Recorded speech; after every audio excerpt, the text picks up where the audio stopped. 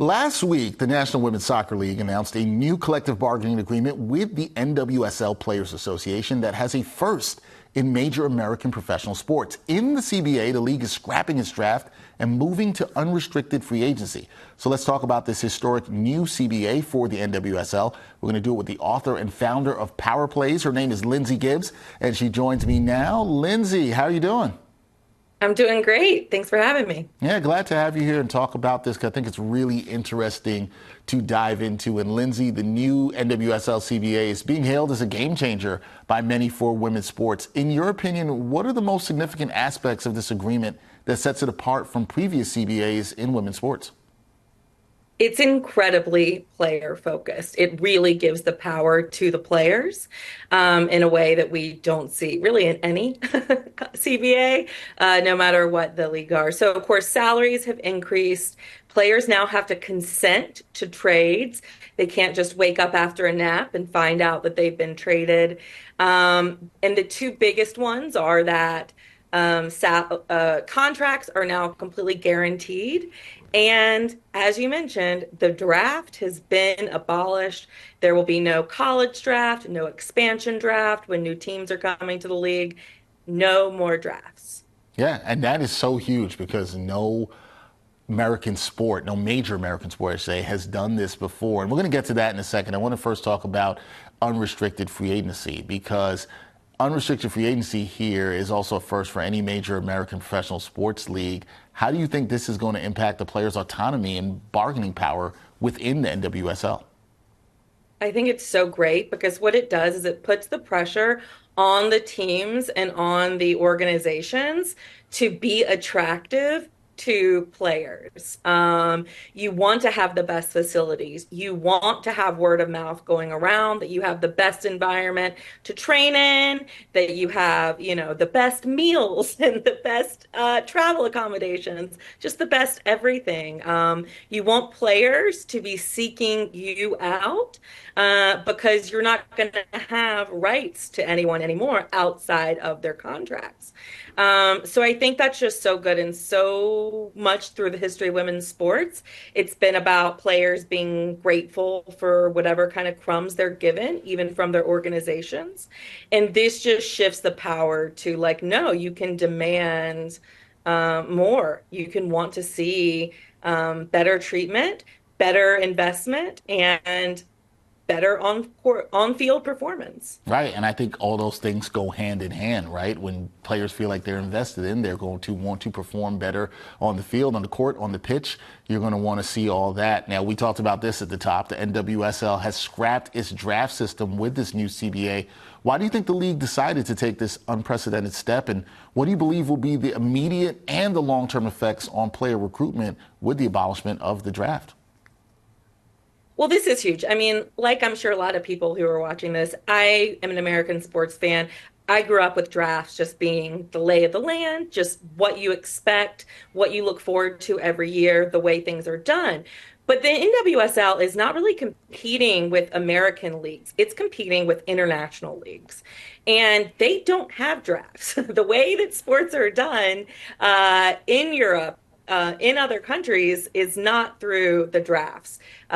Team players can sign with whoever they want to sign. They come up through academies.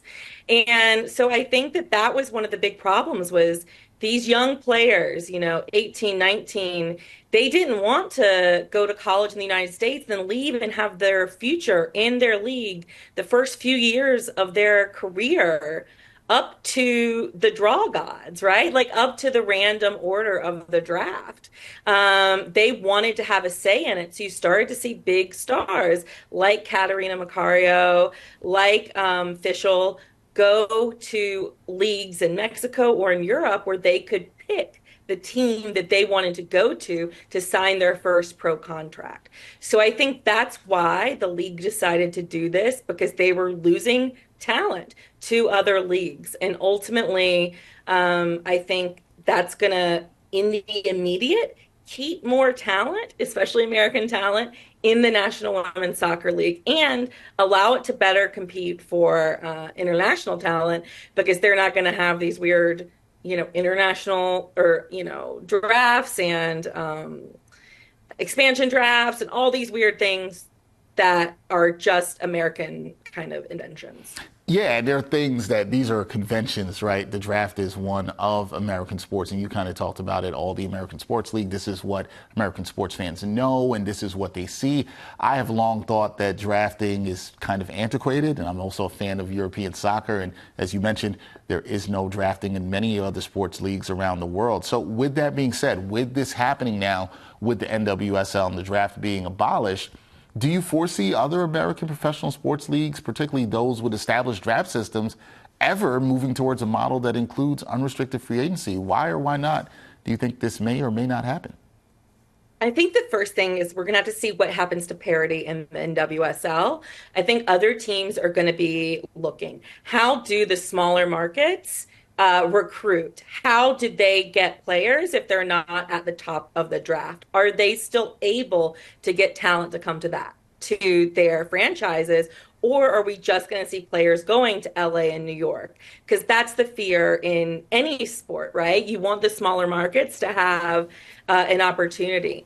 But I think that parity is going to be just fine because the truth is there are only so many roster spots. The talent is going to have to go to different teams if it's going to want a chance to shine. I think this is going to be so pro player. I think other player associations are going to be watching how this plays out. And I do think I don't expect in the next 5 years, but I think in the next 10 years or so, this could set the standard. You're going to want these players coming out of college. You're all already seeing some rumblings of top college football players not wanting, their career based on the draft to determine these first few seasons of their professional careers. So I do think that everyone is watching how this plays out. And I do think that other leagues are going to follow suit because the players are going to bargain for it. Yeah, and I do find that very interesting. I actually do think that happens because in any other field of work, and athletes are working for their craft, people are allowed to go and work where they want to go. We are all unrestricted free agents, but we, for some reason in America, haven't done this with sports. But hopefully that changes, and hopefully that starts with the NWSL. Last thing for me, Lindsay, looking ahead, what impact do you think this CBA will have on the broader landscape of women's sports in America? Could this be a catalyst for more equitable treatment and opportunities for women athletes across all sports? Absolutely. Like I mentioned at the top, we've moved past the crumbs being okay, right? And we are to the point where women's sports are a huge business and the players need to be treated like the prizes that they are. And these teams, these franchises need to professionalize quickly and keep investing money if they want the talent to come and stay there. So, it hasn't been talked about as much, but the way that salaries have increased, the way that this CBA, we don't have the full document yet, so I don't know the exact details, but there is revenue sharing built into this CBA like the NBA has. There are mechanisms to open up negotiations.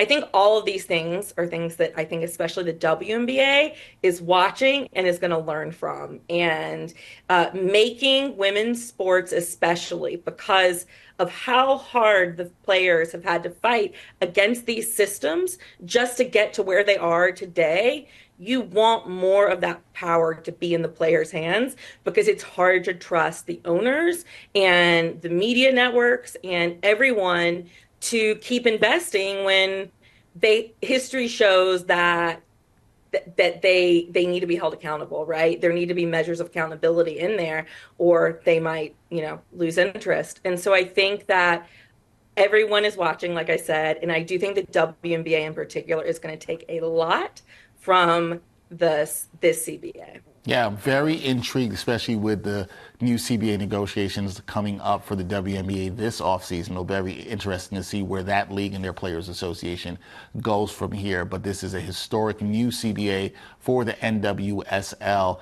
Check that out. Also, check out the work of Lindsay Gibbs. She is the author and founder of Power Plays, a fantastic newsletter in which she detailed why this is a historic new CBA for the NWSL. Lindsay, great to connect with you. Thank you for the time. We'll talk to you again soon.